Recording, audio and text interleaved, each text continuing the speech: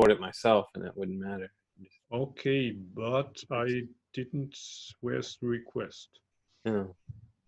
I don't know. I pressed record and then it said request permission, and then I said, okay, please request permission. Oh, I don't care. Just put it in the cloud and we'll figure it out. Computer host. So now you should be the co-host. I don't know if that gives you permission to record. Let's see. Oh, yes. Okay. Does that work? Yeah, I don't know if I'll use it or not, but we'll see. I like your ironing board. Your what? My what? You have an ironing board behind you. Ah, yeah. That's I don't use it, to be honest. My wife uses it. Yeah. It's good production values. Yeah, thank you, Brad, for your time. How much time do you have? I can sit and talk for a while, I suppose. Yeah, I mean, I heard a lot about you. I think it's almost 20 years ago that I first came across your articles when I moved out of Antaiji to Osaka, and I lived in a tent and I started my own homepage. Okay. Do you remember a guy called Jerry Gordon in Osaka? I don't remember the name, but I might have... Well, he came to the Zen meetings that I did in Osaka, and he told me about you in 2001. When your homepage was still called Sit Down and Shut Up, or the other way around, Shut Up and Sit Down. That would have been when I first started. Yeah. Exactly, yeah. You were writing about some cheesecake event at your office, and I think a lot of these articles later were used in the books. Some of them were, yeah. Yeah, so I followed you for quite some time, but this is the first time we meet, so I'm really happy that this happens. Well, we don't meet in real time. You are in California, I'm here in Japan. Usually when I'm visiting Germany, it's just a few weeks after you've been there, or you come after me. So people tell me where Brad said this and what do you think about it? Or often people tell me you're the German version of Brad Warner. Oh no. No, I'm so sorry. And I guess they mean that as praise, although my reaction, of course, is, well, Brad is Brad and I'm me. Yeah. So the reason I asked you for the interview was that I wanted to ask you 10 questions that last year a guy called Thorsten in Germany asked me. He made a film out of that people can see on YouTube, and I think his original idea was to ask you, but you had already left Germany at the time, so he couldn't ask you. I don't know, before we start the questions, if it's okay for you, can I also ask you some personal questions before? Yeah. And if it's too personal, if you think it's none of my business, just tell me. Sure, yeah. Like the last couple of years, we've been seeing you sitting in front of this bookshelf filled with lots of nerdy books. And then for a number of times you were sitting maybe in front of the same white wall where you're sitting now, and sometimes there were kitchen noises in the back. But recently you're sitting either in a porch or in the backyard. I think it's your girlfriend's house. Did you move out, or is it only because of the pandemic? Will we see that bookshelf again? Oh, I don't know. It's mostly because of the pandemic. When it first started, it made more sense for me to just live here with her than to stay at my house. And we didn't expect it to continue this long. And now I'm just basically living at her place. And I go back to my own apartment once a week to check the mail, but that's about it. But yeah, I don't know if you'll see that bookshelf because I made a decision, slightly Zenish decision, just to get rid of everything. I haven't done it yet. I see. But I've started making the arrangements to get rid of, well, the books are going to be the hardest ones to get rid of, but my other collections of CDs and DVDs and things and guitars, I just have, it's stupid how many things I have. And it's just because I just acquire things over the years and keep them, you know, and since I've lived in the same place now for like 7 years, it's just become too much. And yeah, so I don't know if you'll see that bookshelf again, or it might be empty the next time you see it. might be no books on it. Yeah, that would have been my second question. My second question, you said that you changed your lifestyle and you try to live more like a Zen monk. So probably, yeah, a little bit. Yeah, I see. Yeah, I kind of want to be. I mean, I look at you and I think, oh, there's a guy who really did it, you know. I mean, I don't know all of your background exactly, but I know Nishijima Roshi. Well, you know who he is. And he had this big idea, or he was very fond of the idea of just doing your practice in the middle of your regular life. He really didn't want his students to go live in monasteries or do the full-time Zen monk thing. He might have had his own specific reasons for that. You know, of course, you know, the way being a Zen monk is in Japan is, you know, quite a different thing from the way it is in the West, I suppose, and sort of a profession. And I don't think he wanted his students to become like professional Zen monks. So he encouraged that. And, you know, I just sort of did what I do, but because of the kind of person I am, I ended up with so much stuff. And having moved into my girlfriend's place for the pandemic, I just brought the things I thought were necessary. You know, I brought most of my, because I'm still writing books and blogs, so I brought most of my Dogen books and things that are related to that. And I brought a couple of guitars and some clothes, and I just don't miss the rest of the stuff. And the longer I'm away from it, when I go back and look at it, I go, oh, you know, I don't want this anymore. But of course, the specifics of the pandemic also make it more difficult to get rid of things, because all the places I would normally sell them to or donate them to are closed. I just inquired with a friend about whether I could, his wife works for the library, and he said, oh, the library isn't taking donations right now. So I don't know what I'll do with the books. I see. So it's gonna be a couple of more weeks or so that you're gonna live with your girlfriend, or maybe. Yeah, who knows? I mean, I don't know how long it's gonna be. I guess things are a little bit better in Japan than they are here. I think, well, I don't want to get into a discussion about it, but I think it's very political in America how they're dealing with the crisis. So they just keep changing things, and it's impossible to predict what happens next.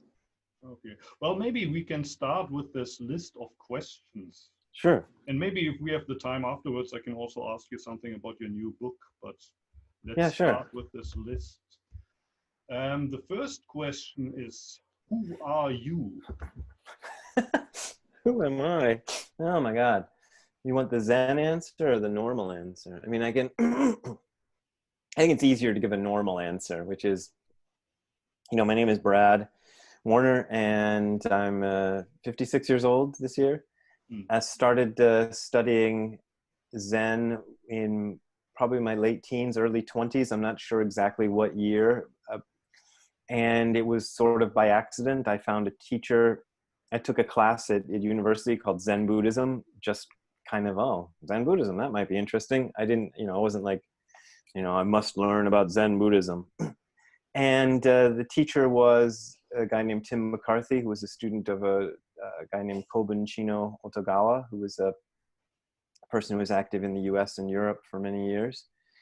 And I was really impressed by Zen, and I just started sitting zazen every day as a university student, and continued that on for many years, and then moved to Japan. I never lived in a temple or anything in Japan, but I had a regular job over there, and I found a teacher named Gudo Wafu Nishijima, who translated Shobo Genzo into English, and he ordained me. And he was the one who wanted me to ordain as well, he wanted me to be his Dharma heir, is what he initially said, but then he said I should do a Jukai ceremony, and then I also did a novice priest ordination with Sotoshu through him.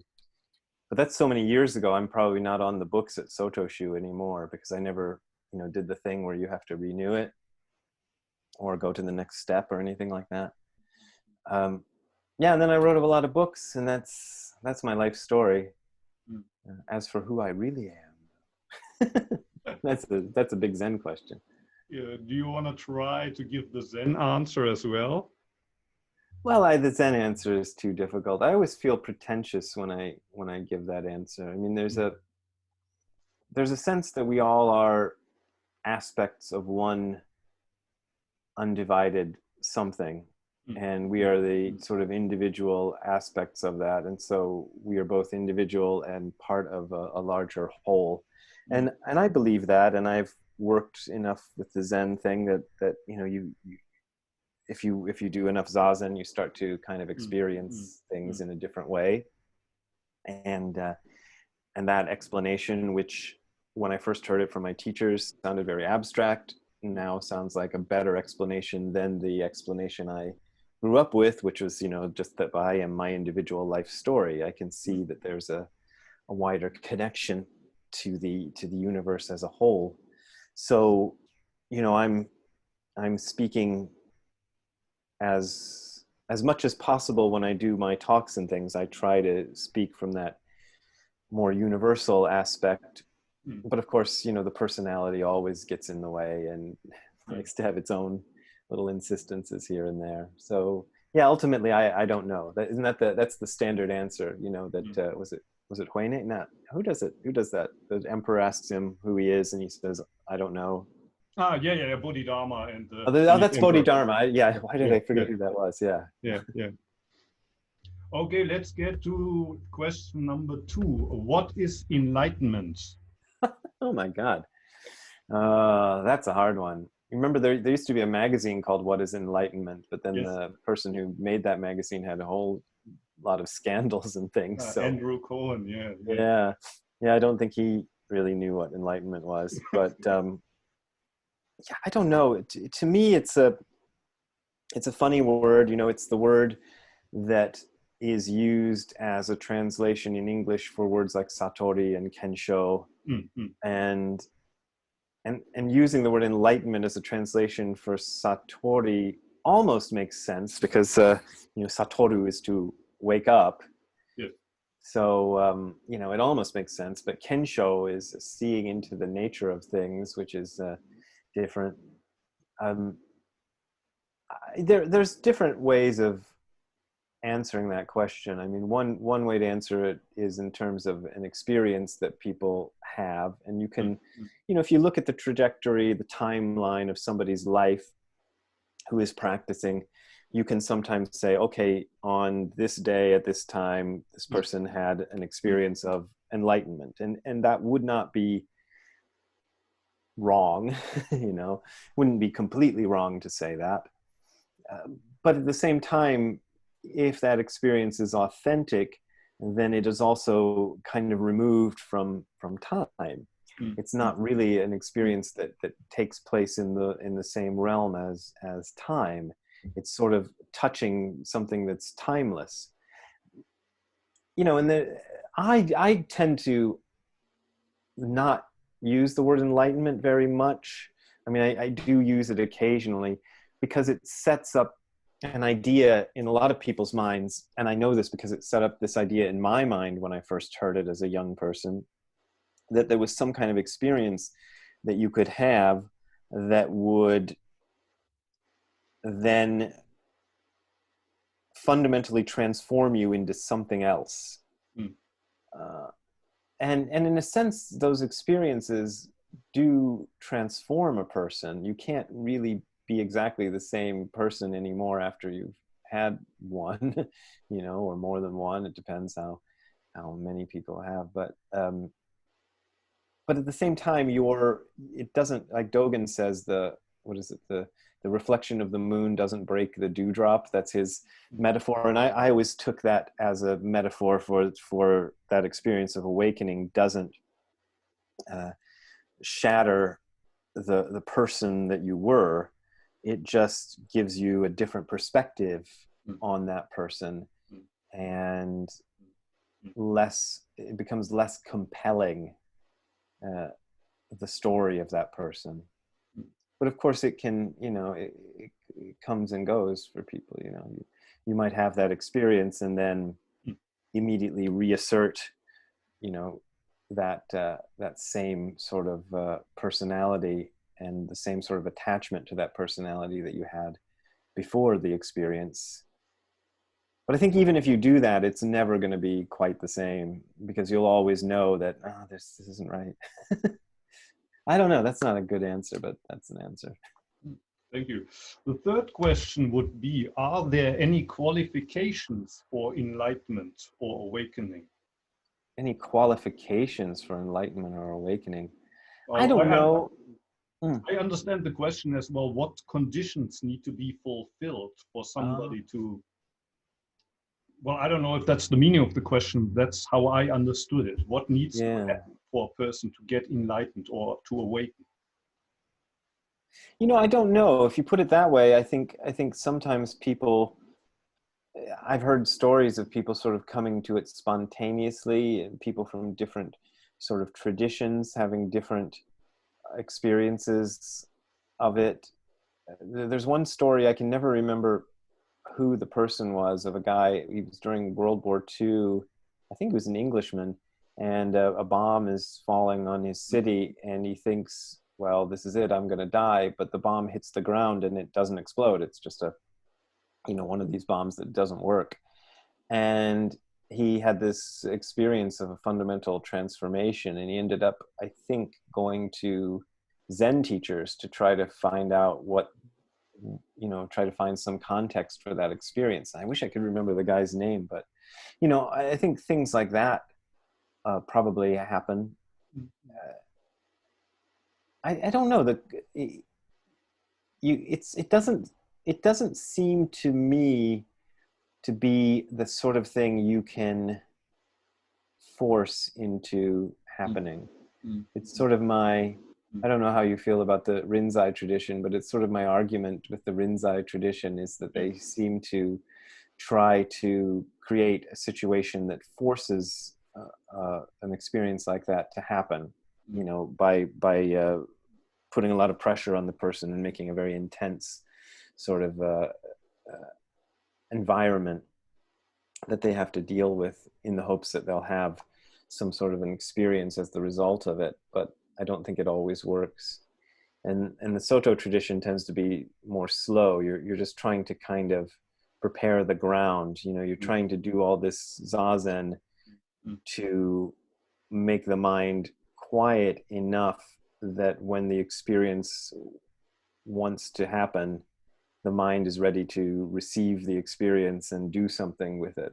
I think it's sort of my feeling about how that works. And in that sense, the Soto tradition just forces you to just wait and sort of be like, well, you know, maybe something will happen. But also the Soto tradition tells you don't expect anything to happen, which I think is also a very good tradition. Yeah. But it's impossible for anybody who's practicing not to expect something. You know, I think we all expect something, and maybe that's not always good. You know, it just gets in the way when you're expecting things to happen.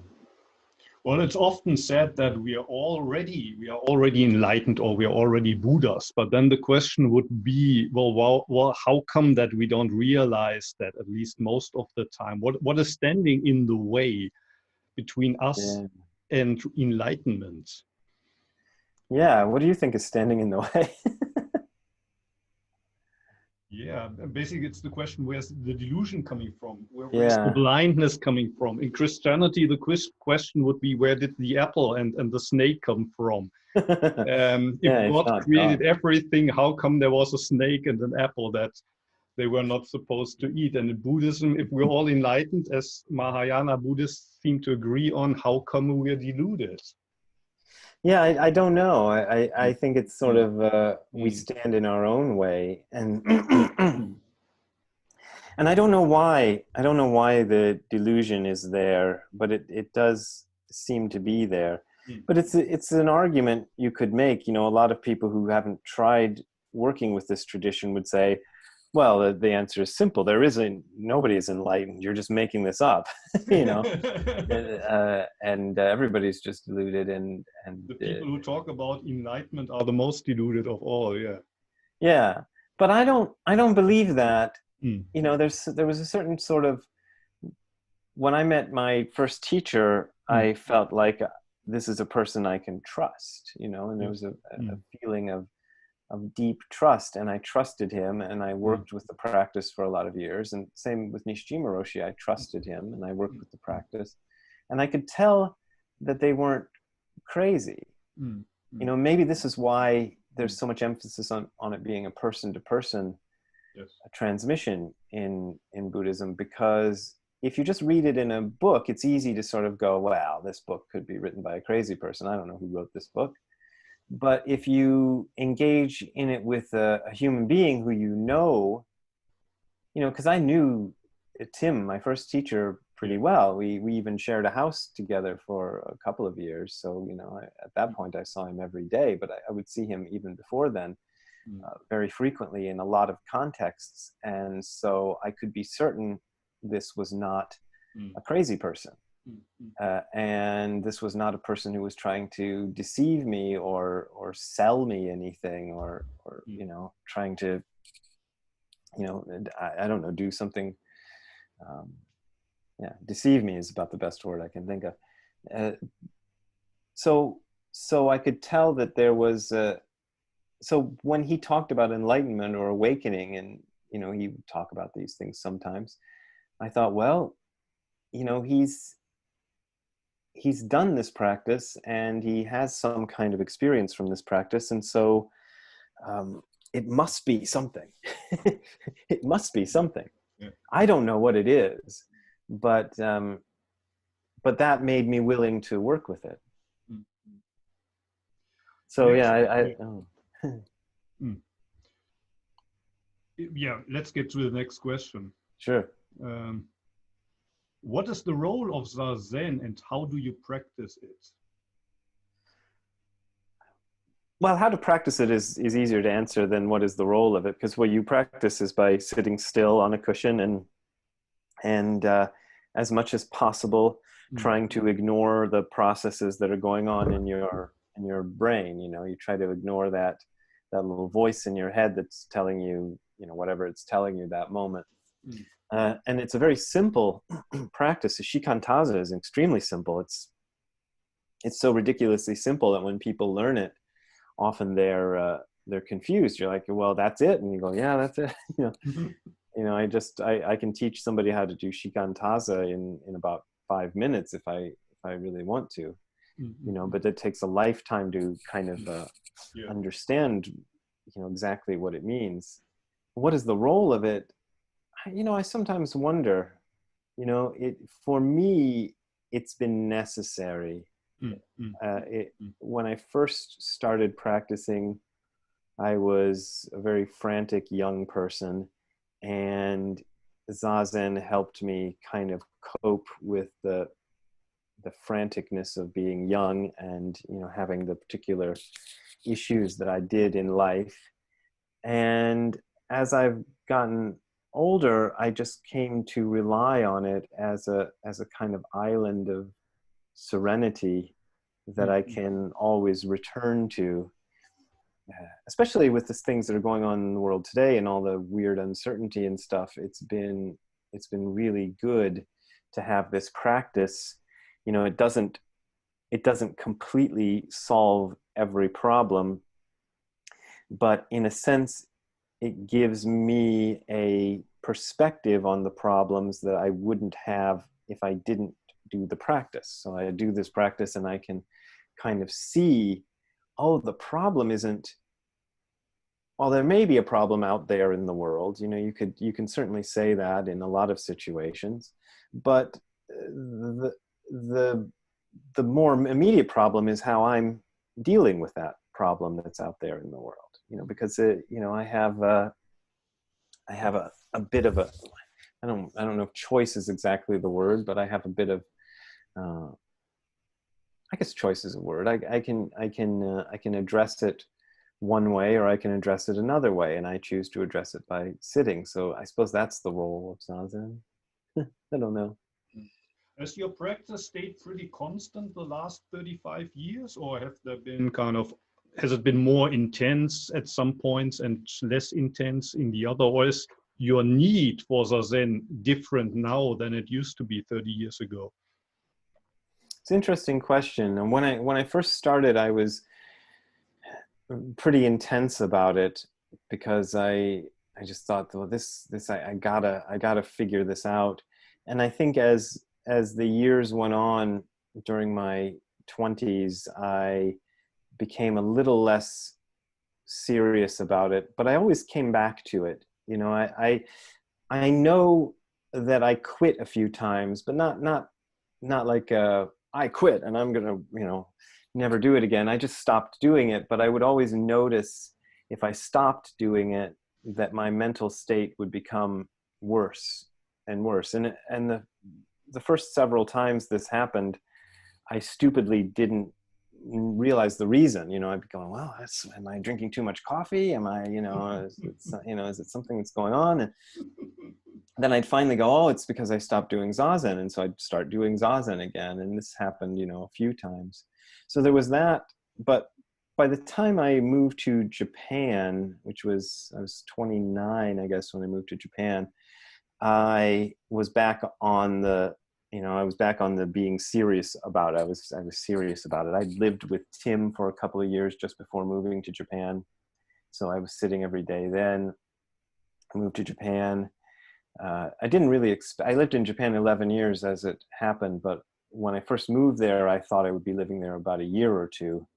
So the first year I didn't really try to find a teacher or a temple. I just kind of sat on my own, although some friends of mine and I went to visit some temples a couple of times. And then the second year when I was in Japan, that's when I moved to Tokyo and I discovered Nishijima Roshi. And he, of course, was very dedicated to Zazen. And I thought, well, he's very dedicated to it, so I'm going to, you know, continue my dedication to it. So, you know, from then on, I definitely sat every day. So I don't know how often I quit during the first, you know, 8 to 10 years of practice. But I think I was practicing almost every day for those years. And then after I got to Japan in 1993, I guess, I've been pretty consistent. You know, it's with the excuse me, with the current lockdowns and with not being able to really move around and travel much, I've started doing more zazen every day, but it's still every day, you know. Yeah. So I've just added a bit more time each day because I figure, well, I might as well because I'm stuck at home anyway. So how long do you sit now, or how much zazen do you sit now per day? Most days recently it's been about 2 hours, so wow. I sit 40 minutes 3 times a day. I don't, you know, I mean, there's some days when it's not quite, but I think it's been pretty consistent since March that it's been, you know, 3 times 40 minutes per time and every day. So by yourself? Yeah, pretty much. We have our meetings via Zoom, and so 2 times a week I sit with the group online, and but then the rest of the time I'm sitting by myself. Yeah. Do you notice any difference between the online sitting and sitting just in your room with the camera and everything off? Well, I guess if you put it that way, I thought you were going to ask a bit between online and like in person. But yeah, it is different. If I do feel a sense of some kind of community if I know that there is a group. I face away from the camera, of course, when I'm sitting, but so I'm not seeing the camera. At first I was facing the camera and that became very distracting. So now I face away from it. But I know that they are there, and it does feel like there's a sense of community, and we're managing somehow. The sense of community is what I most miss about these days. But you know, you can get a bit of it online somehow.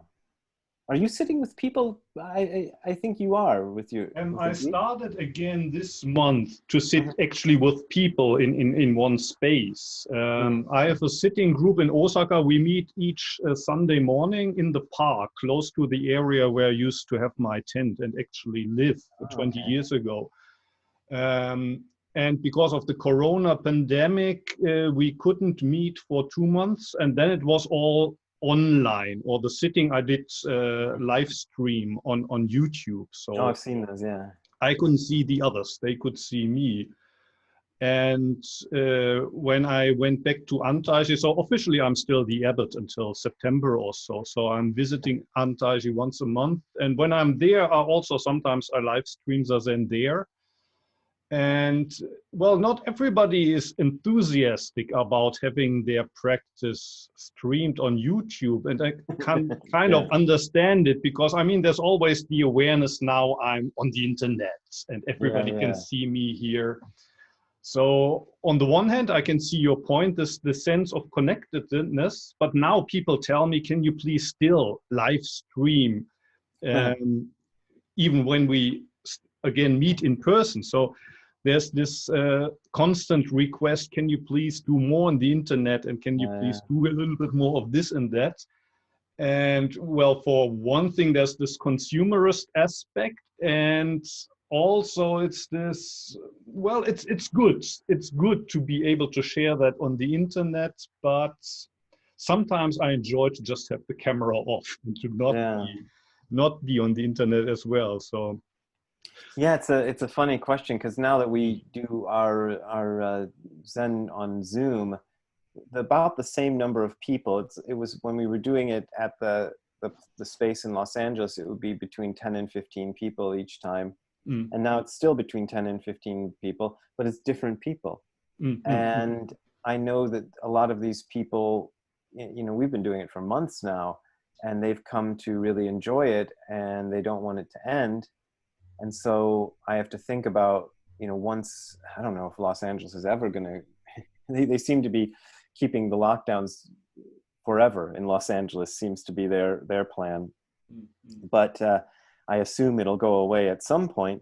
And once we're able to sit together, I do want to continue doing offering it for those other people, but I can see that the camera does make a difference. You know, you have and the fact the conversation we're having now is a little different because we both know we're recording it, you know, so it's not the same sort of conversation. I mean, it's a good conversation, but yeah, when people are being broadcast, they act differently. So I don't know. I've been trying to figure out what to do. I don't want to stop our Zoom meetings, but at the same time, I think the in-person thing, if once it becomes possible, is also extremely important.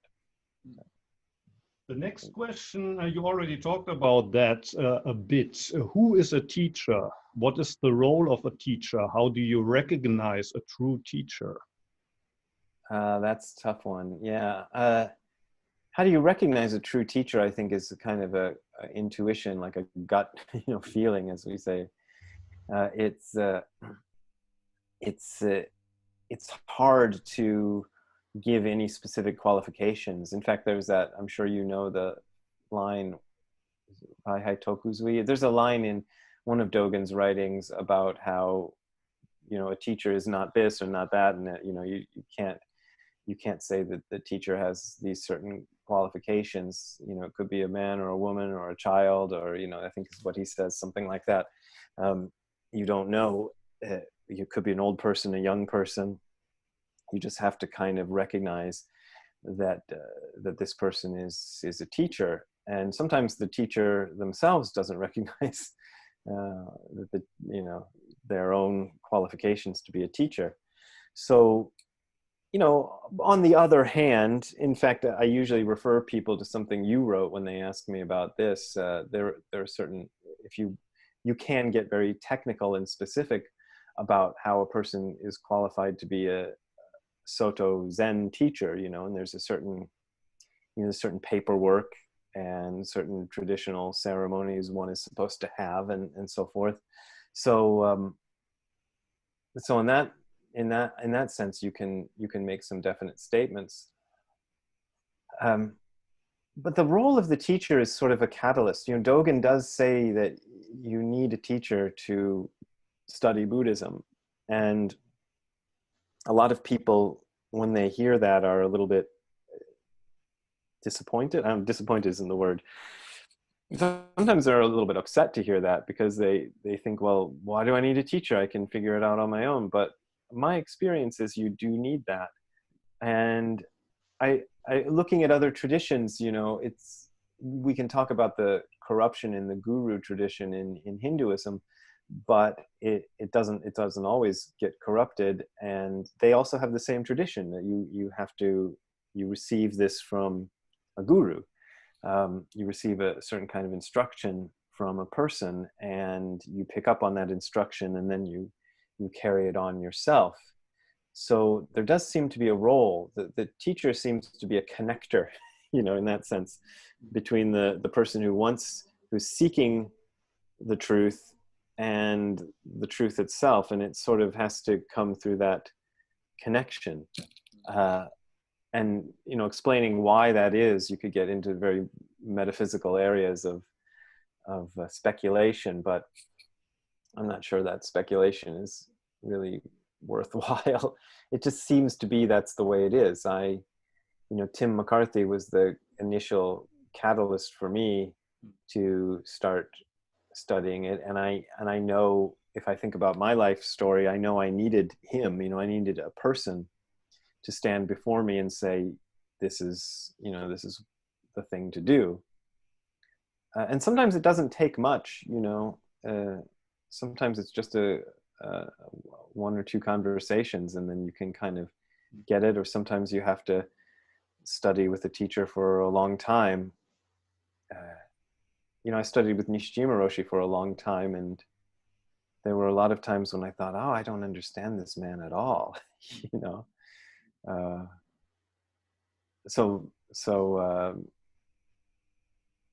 Yeah, he seemed to have more confidence in my understanding than I had in my own understanding. So that was interesting to me, because I thought, oh, he thinks I understand this.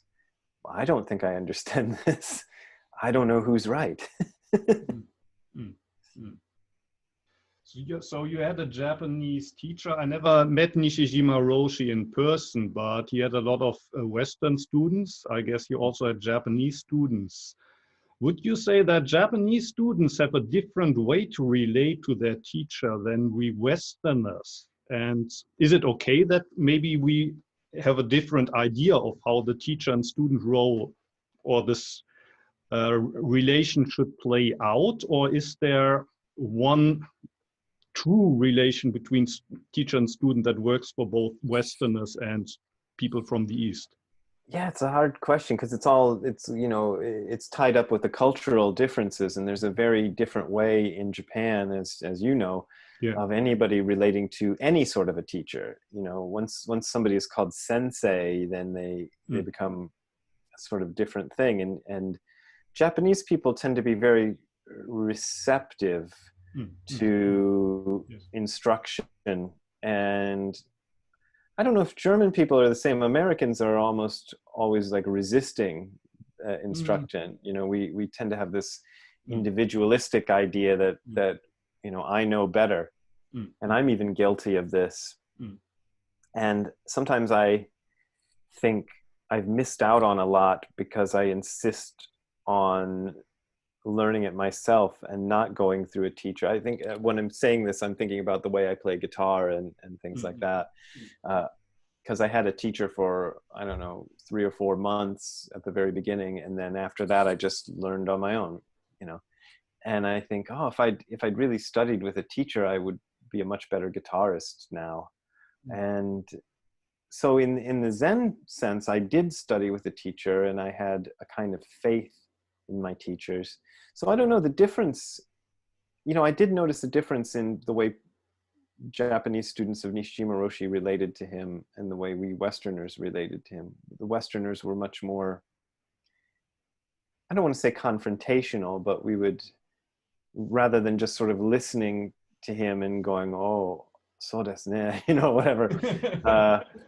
We would ask questions and kind of have a little bit of a debate. And there were certain Japanese students who I noticed would specifically come if they understood enough English. They liked to come to the lectures that he did for Westerners. And I think the reason they liked it is because they would get that kind of interaction that you just don't, Japanese people just don't like to engage in that sort of thing usually. But of course, that's a stereotype. I mean, there are Japanese people who do engage in that sort of back and forth with their teachers. So, you know, it doesn't always work out that way. Yeah, I don't know. I think it's okay. I think there's different ways. You know, Nishijima Roshi he didn't like the way Zen was being taught in Japan, even though he traveled outside of Japan during his life, but he never lived outside of Japan. But I think he preferred Western non-Japanese students to Japanese students because he thought more depth was going to happen in the relationship. But using his model of the autonomous nervous system, you could say that we Westerners we have a more active sympathetic nervous system, while the Japanese are more on the parasympathetic side, and that the ideal would be somewhere in between, I guess. Yeah, I think that's a good way to put it, yeah. The next question would be, how do we overcome suffering? Oh, how do we overcome suffering? I don't know. I think there is a way, and the Buddha certainly said there is a way. And suffering is always kind of self-created. I mean, you can easily point to, you know, if somebody has an accident or a disease or something, and you'd say, well, that person is suffering, and it's not just in his mind or something. But in Buddhism, that's not really the kind of suffering we're talking about. We're talking about this kind of mentally inflicted suffering that we put on ourselves by resisting the situations we find ourselves in. And I think it's almost natural to resist some situations, because some situations are not very good, you know. You think about, because of the time we're recording this, I think about the pandemic. You know, if you know, we all want to see a solution to this, and I'm very glad that there are medical people and others who are working very hard to come up with a solution that fixes this problem. You know, and that could go for any problem, you know, whatever the problem you have, you're trying to kind of deal with it. But there's a secondary problem, which is the problem of, okay, well, here I am at home, you know, and I'm not qualified to work on a vaccine or anything like that. So I can't directly affect this problem, but I suffer, you know, from anxiety and so forth related to it, related to the future of the world or everything. But all of that's in my mind. You know, what will happen is largely out of my conscious control, and largely the action of a lot of things coming together, which are almost beyond my ability to understand. I'm thinking of things like karma and things like that, you know. I tend to believe in the idea of karma. I think, you know, you're kind of stuck with a certain set of things karmically. And Nishijima Roshi had a funny idea about that. He would say there's the karma, and then you also take action in the present moment, and the action in the present moment is more powerful than your karma. But you know, the action in the present moment can be something like doing zazen. So you're not affecting the, you know, whatever the problem you happen to have is. It may not seem to be affected by your zazen practice, but I think it is, in this kind of subtle way, a subtle but very powerful way.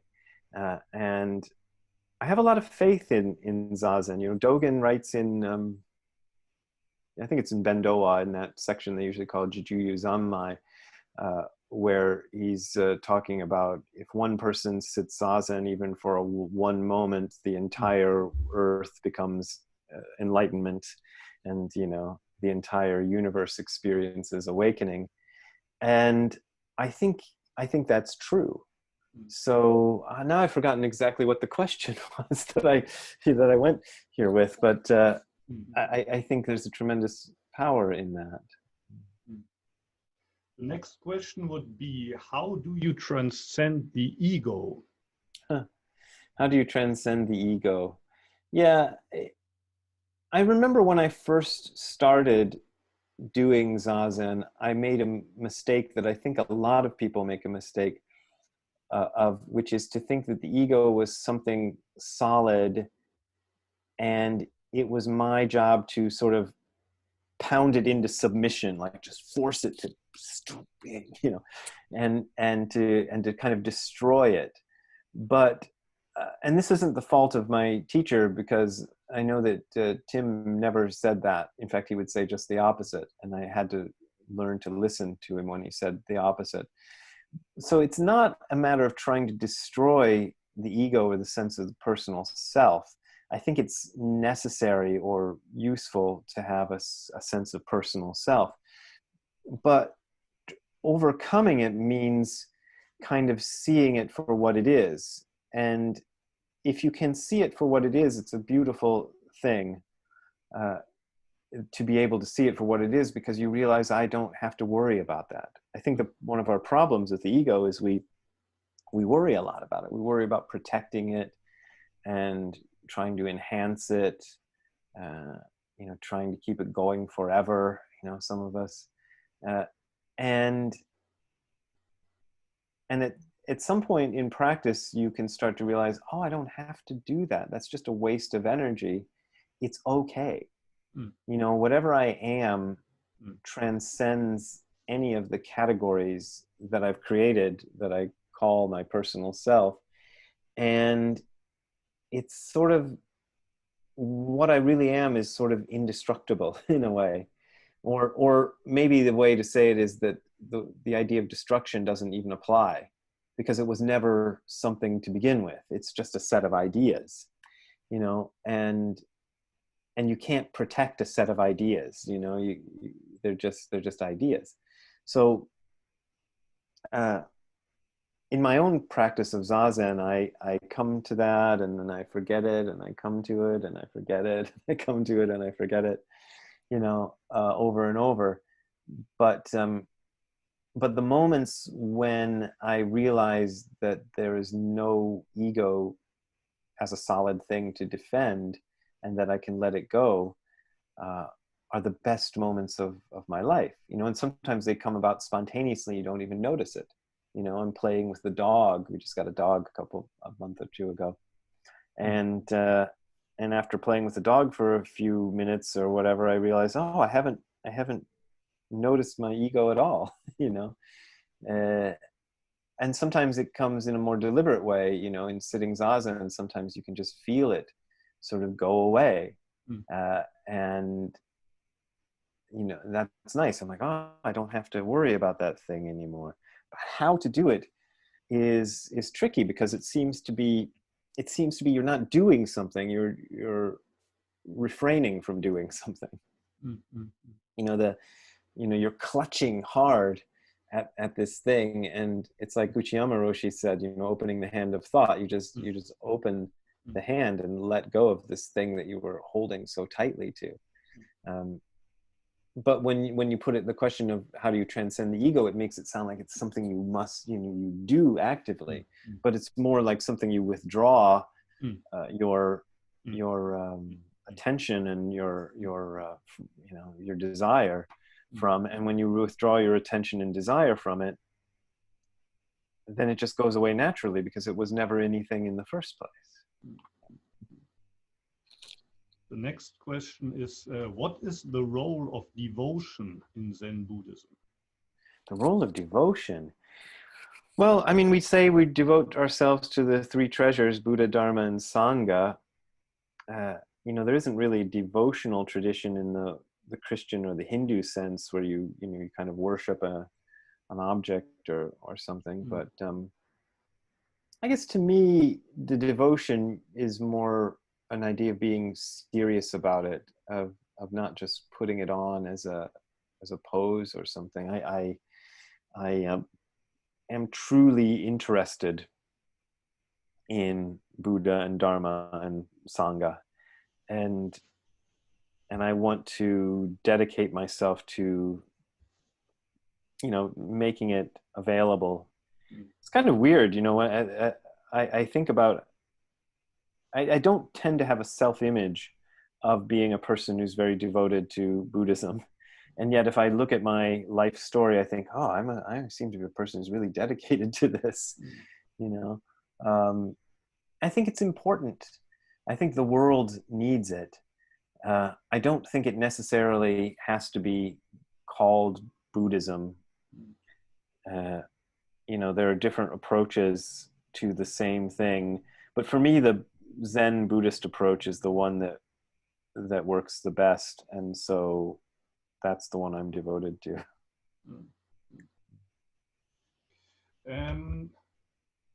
Second to last question: how does one practice Zen in daily life? How does one practice Zen in daily life? In my own life, I mean, part of it is like we talked about. I sit zazen every day, and even in times in my life when I haven't been stuck in one place for months, I still make the effort to sit zazen in the morning and sit zazen in the evening, even if I have to do other things during the day. And then as I am going about my day, I try to remember as often as possible the practice and bring my mind back to the sort of openness that is available during practice. I mean, a lot of people talk about it in terms of focus. Focus makes it sound like it's a hard thing, that you're making a great effort. But to me, it's more openness. It's more the letting go. And because of maybe the kind of personality I am, it's sort of hard to let go. So I have to remember, okay, let go, let go. As the Christians say, let go and let God.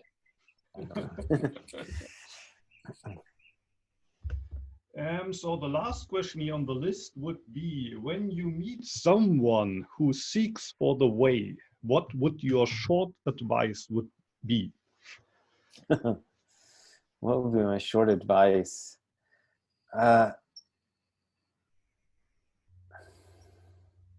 It's hard because, for one thing, when I meet people like that, I always try to find out if they are serious about it or not. And because of the work I do meet a lot of people who are serious about it. So, that part's easy.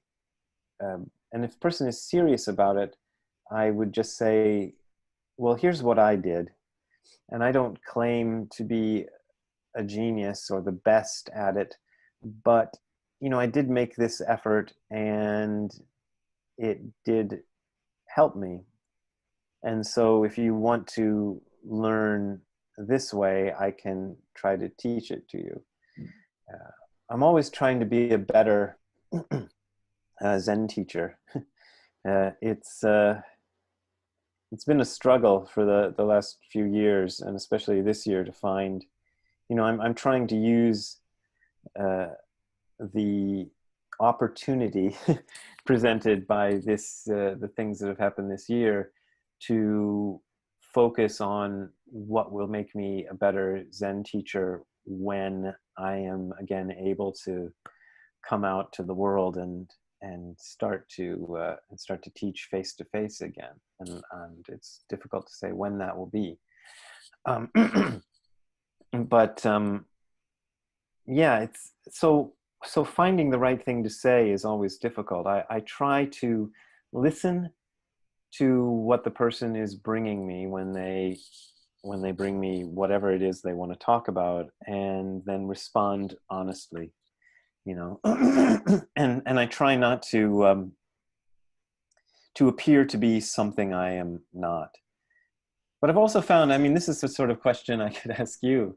because I'm sort of curious about your way of doing it. Mm. You kind of follow a more traditional path, I think, in a lot of ways. And I've always found that difficult because I feel wrong in it. I feel like, oh, I'm not qualified to wear these robes. I feel like but I've realized that students kind of need that, and they need a little bit of almost an authority figure. And I've always had difficulty putting myself in that role, but now I've noticed that maybe I'm doing a disservice to people who come to me by not being a little bit more of an authority, or at least expressing more confidence, because I do have a strong confidence in the way that I was given by Tim and by Nishijima Roshi. And I just don't always have a strong confidence in my own ability to transmit that way. So, sometimes if you put on the robe and look the part, it makes it easier.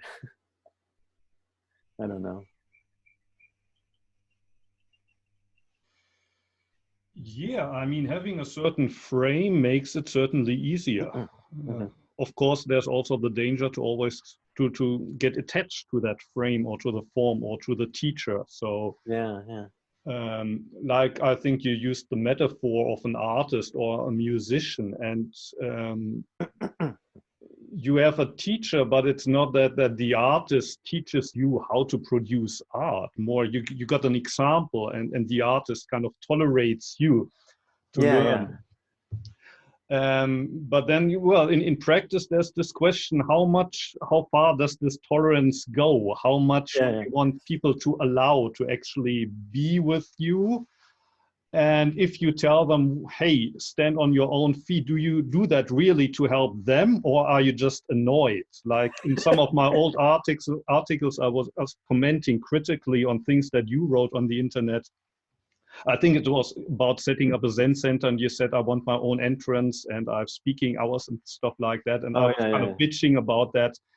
But the reason I was bitching about that, because I felt exactly the same at the time.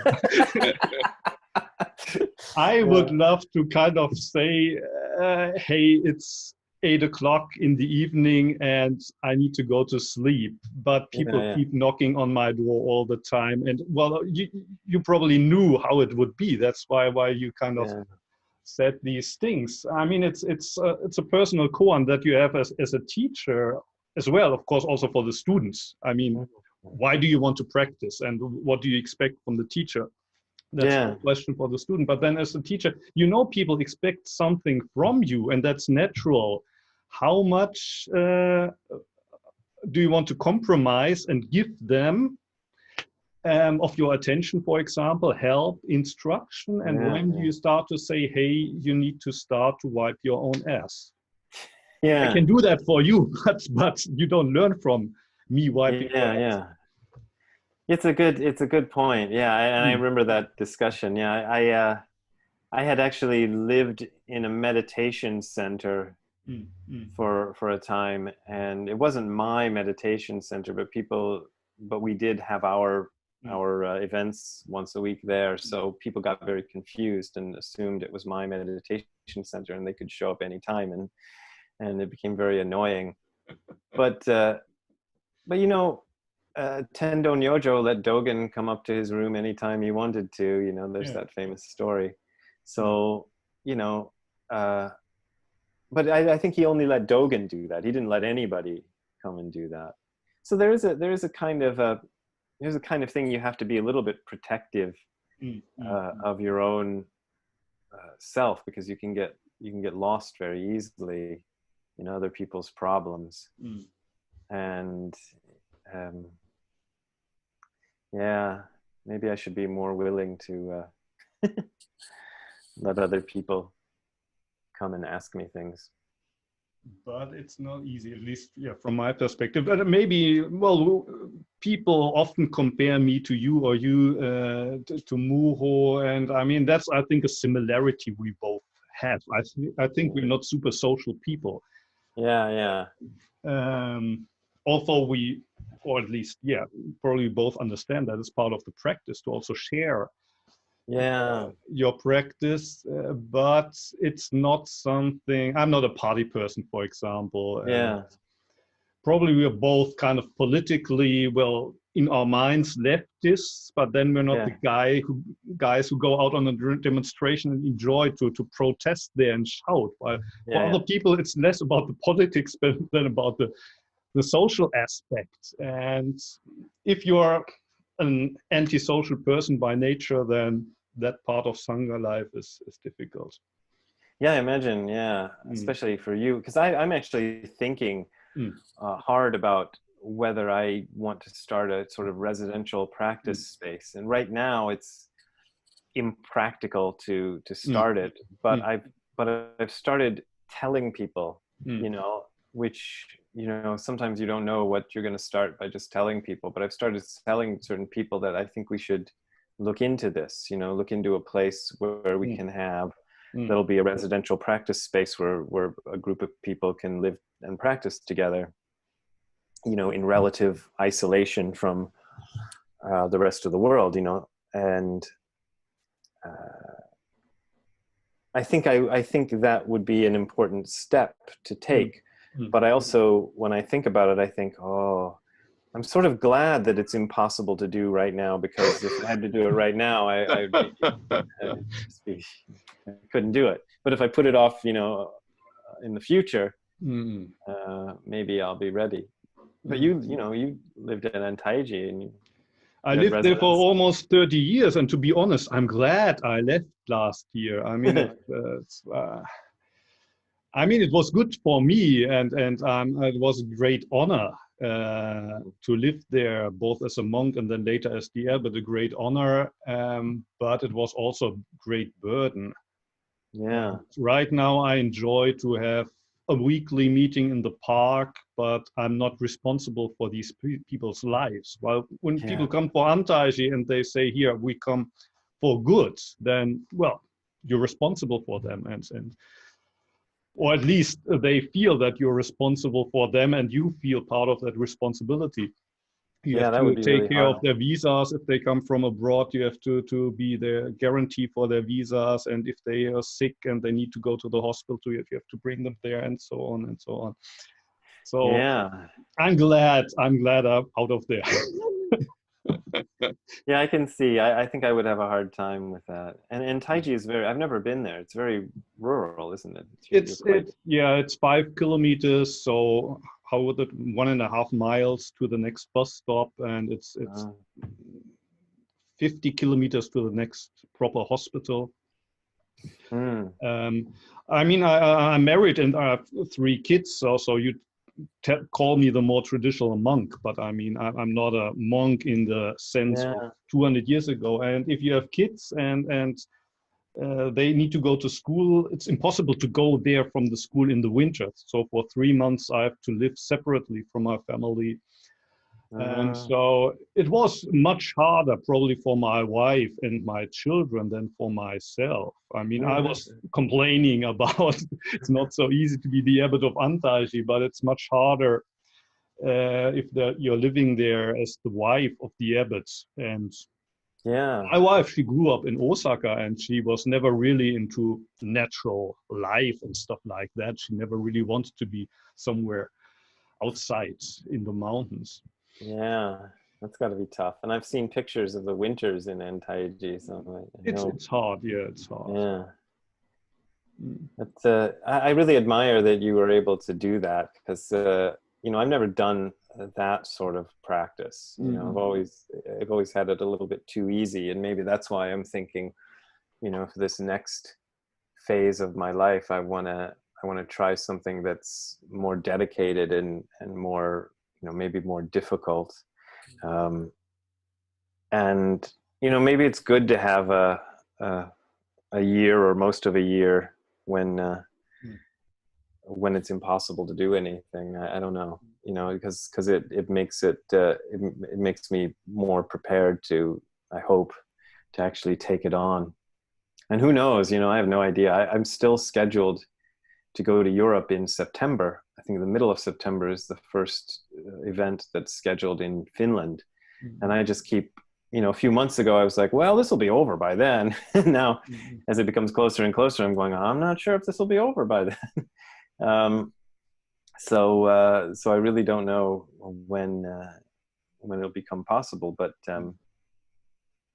we all know that this situation isn't going to last forever. So there is an end. We just don't know when it'll be. And when that happens, I want to try to change my approach. And so, you know, I've been using this year to kind of get a sense of how I want that approach to be. And I'm still working on it. But I'd like to do something a little bit more like what you did in Taiji. And I don't know. Yeah, I could imagine the demand is there. Yeah. The demand would be there. Yeah.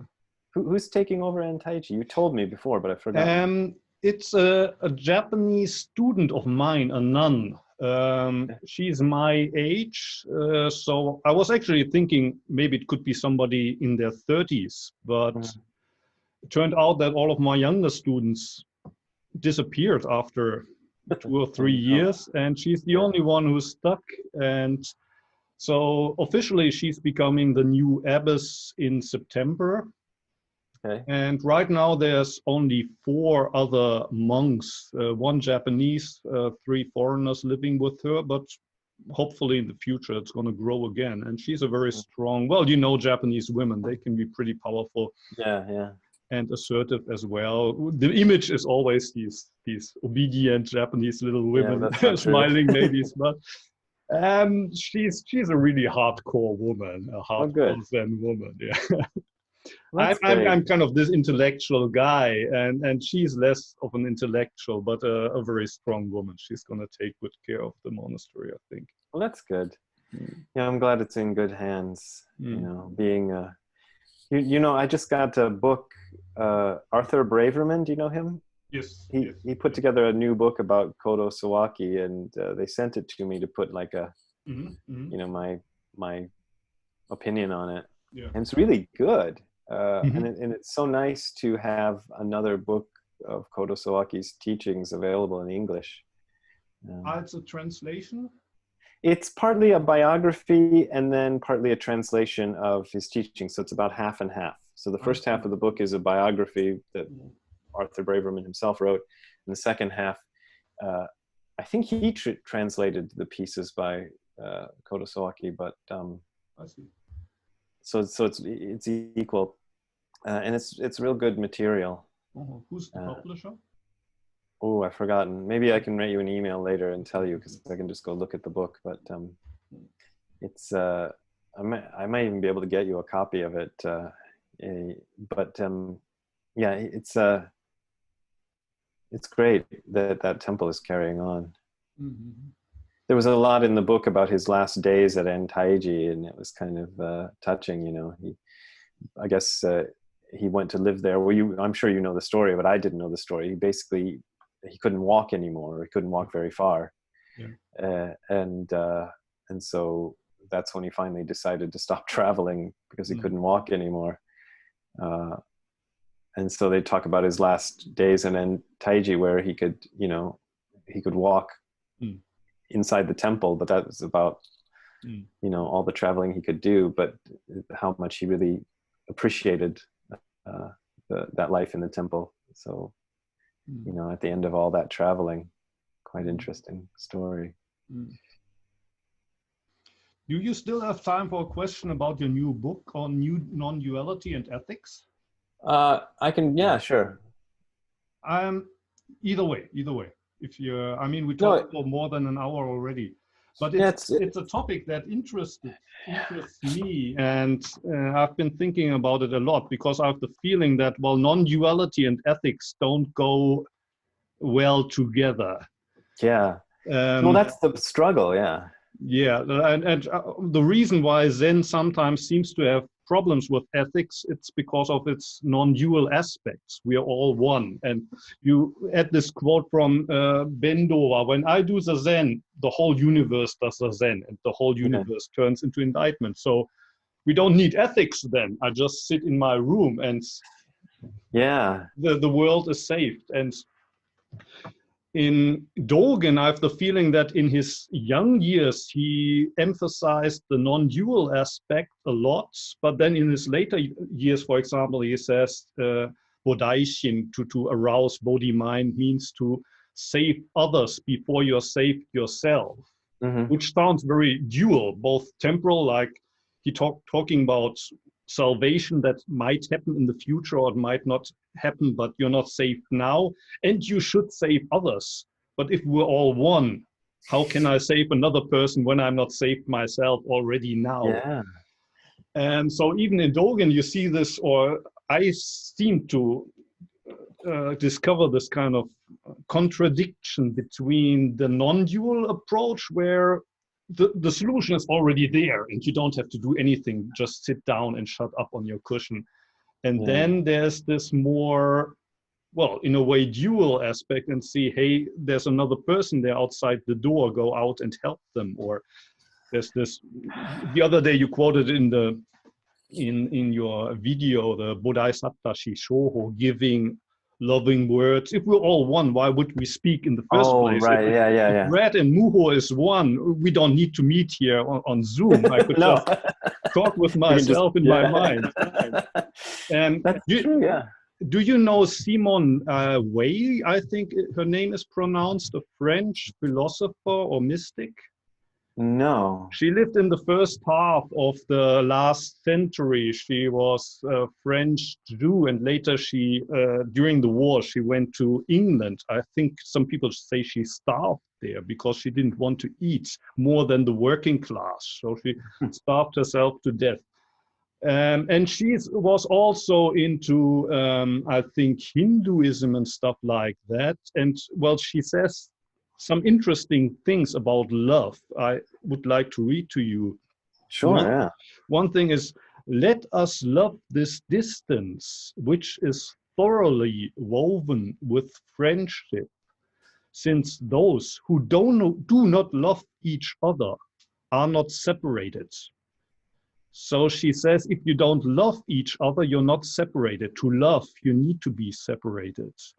And she says, to love purely is to consent to distance, is to adore the distance between ourselves and that which we love. And of course, well, she isn't Zen or anything, but I think she has a point there.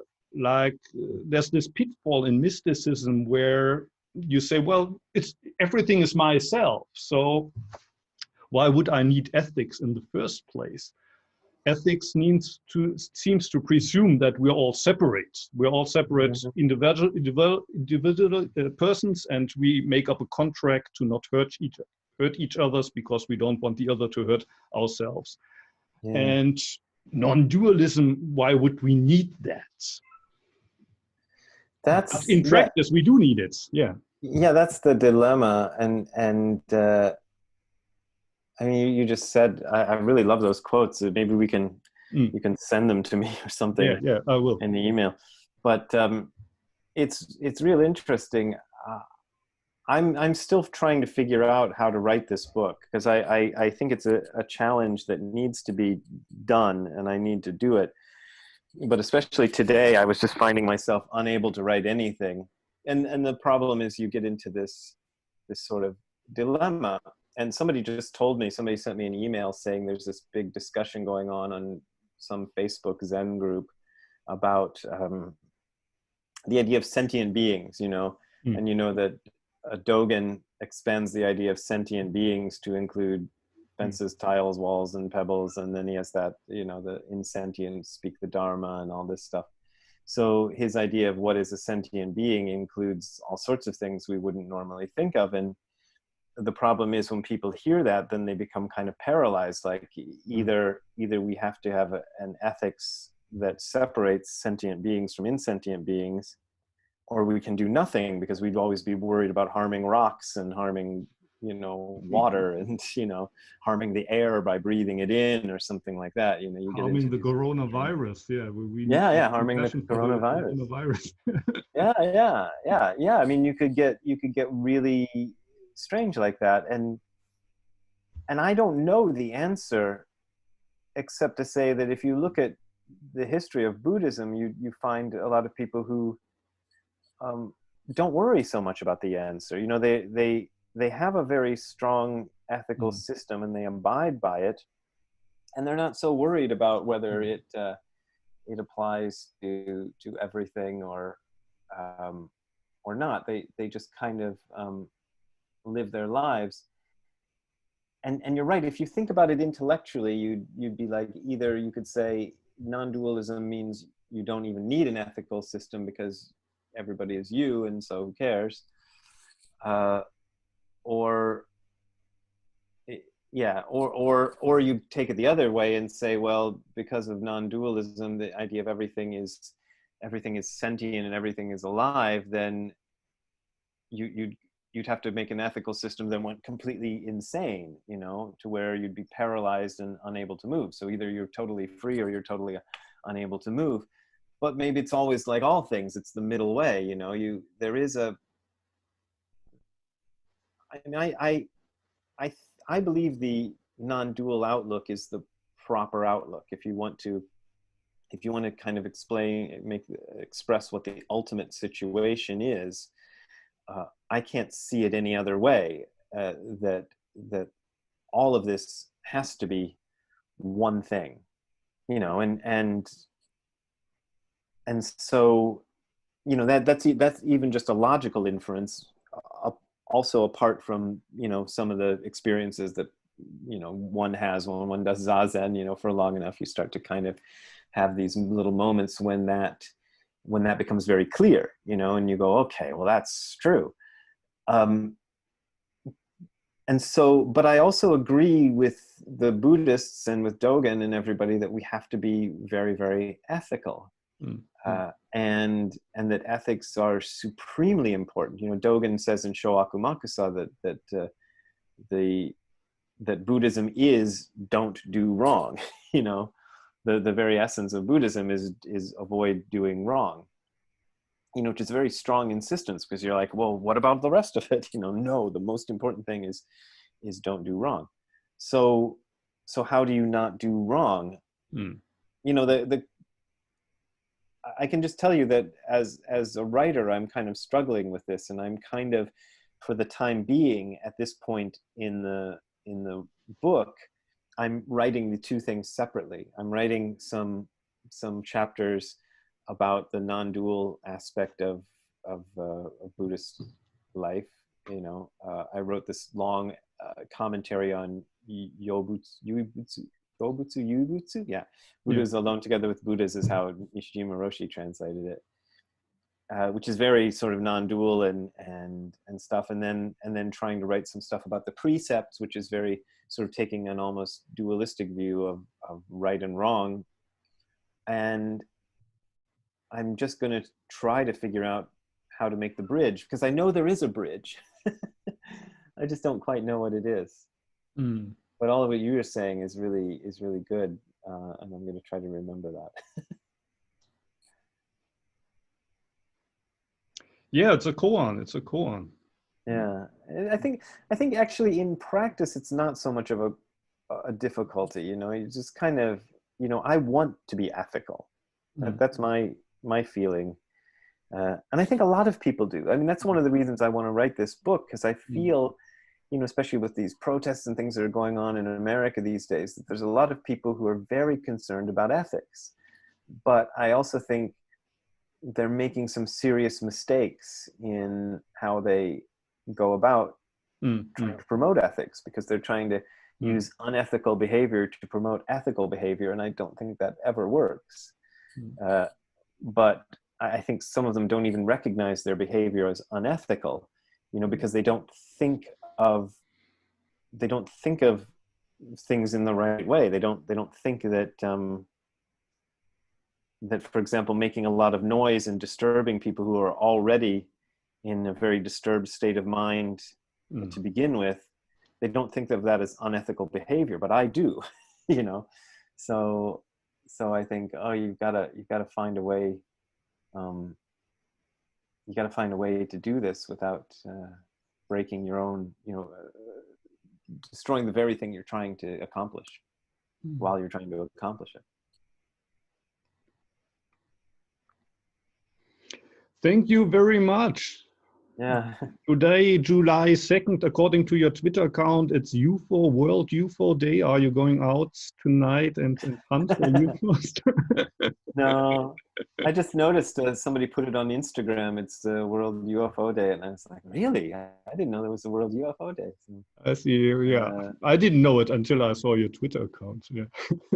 No,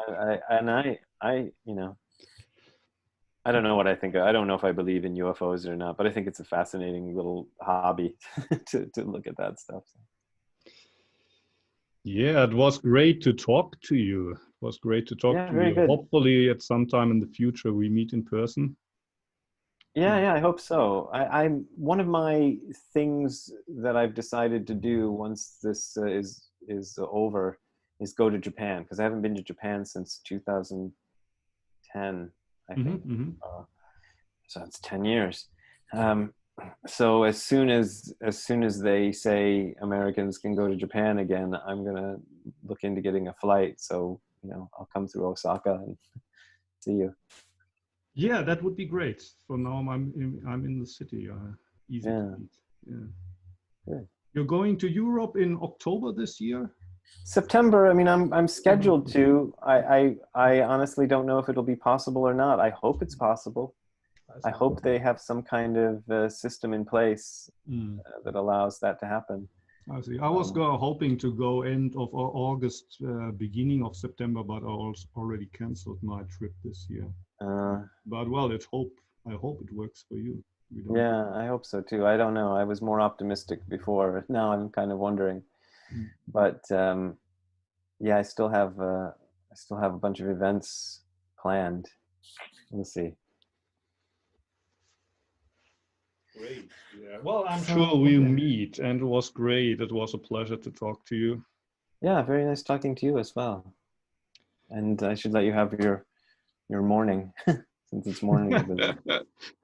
Well, maybe just as you, I don't have much to do except sit in my apartment. And well, now it's possible to sometimes go begging, or I've been doing talks for most of the time last year, and the first talks they started again.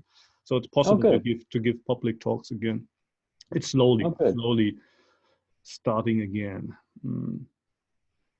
Well, good. I'm glad Japan is getting it together more than we are. All right, great. We'll talk to you again soon, I hope. And thank you. I sent you these quotes by Simone Weil, and I will upload this to YouTube, and I put links to your homepage and your Patreon page and stuff like that, as you always do. Thank you. Have a good night. Okay, you too. Talk to you later.